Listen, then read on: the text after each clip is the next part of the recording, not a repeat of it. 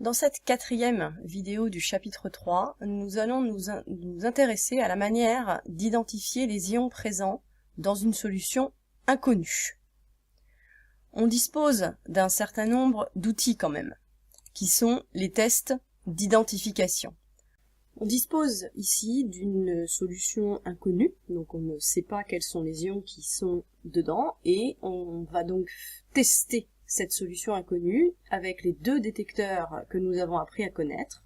La solution de nitrate d'argent d'abord, qui est le détecteur de l'ion chlorure, et la solution d'hydroxyde de sodium, qui elle est le détecteur pour les ions cuivre, les ions fer 2, les ions fer 3 et les ions zinc. Donc première chose à faire, on va prendre un échantillon de la solution inconnue dans deux tubes à essai. On a deux détecteurs, donc on met ça dans deux tubes à essai. 1 à 2 cm dans le fond des tubes, c'est largement suffisant pour pouvoir faire les tests. Premier test, la solution de nitrate d'argent pour détecteur. Donc on ajoute quelques gouttes et on observe très nettement l'apparition d'un précipité blanc qui va griser, noircir un petit peu à la lumière. Deuxième détecteur et deuxième test dans l'autre tube, bien évidemment, avec le deuxième détecteur qui est la solution d'hydroxyde de sodium. Ici, on observe rien. Il ne s'est rien passé. On n'a ni précipité bleu, ni précipité vert, ni précipité orange, ni précipité blanc. D'accord? La solution est restée strictement identique au début. Ça veut dire, non pas que le test est raté, ça veut simplement dire que le test est négatif. Comment maintenant est-ce qu'on va exploiter ça pour arriver à savoir quels sont les ions présents dans cette solution? Le premier test qu'on a réalisé, c'est en utilisant le détecteur 1 qui était ici la solution de nitrate d'argent. Alors l'ordre dans lequel vous faites les tests n'a aucune importance. On a observé, la première chose à noter, ce sont les observations. Après, bien sûr, avoir fait le schéma. Qu'est-ce qu'on a observé? Nous, ce qu'on a observé, c'est quand on a ajouté quelques gouttes de la solution de nitrate d'argent à un échantillon de la solution inconnue, on a observé l'apparition d'un précipité blanc qui va noircir à la lumière. Ça, c'est ce qu'on a observé. Comment est-ce qu'on va faire maintenant pour en déduire quelque chose et arriver à la conclusion quels sont les ions présents dans cette solution inconnue? Pour la conclusion, il faut commencer par dire ce qu'on sait. Qu'est-ce qu'on sait?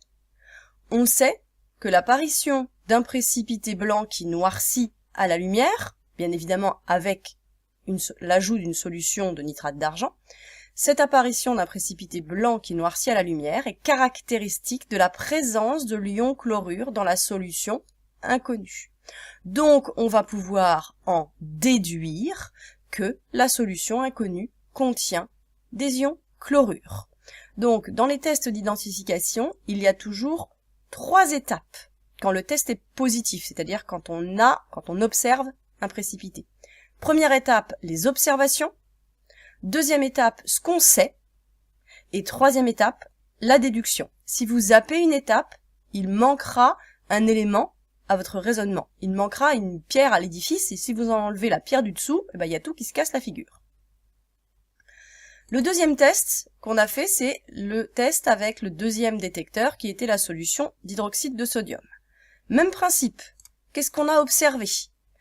On a observé que quand on a ajouté quelques gouttes de la solution d'hydroxyde de sodium à un échantillon de la solution inconnue, aucun précipité n'est apparu. Rien ne se passe. On dit alors que le test est négatif. Alors, ça veut pas dire, vous l'avez vu dans la vidéo, ça ne veut pas dire que on a mal fait notre travail. Ça veut simplement dire que le test est négatif. Comme on sait quand même que normalement l'ajout de solution d'hydroxyde de sodium à un échantillon de solution conduit à un précipité bleu, rouille, orange, vert ou blanc, dans le cas de la présence de certains ions, si aucun précipité n'est apparu, ça veut dire quoi en conclusion?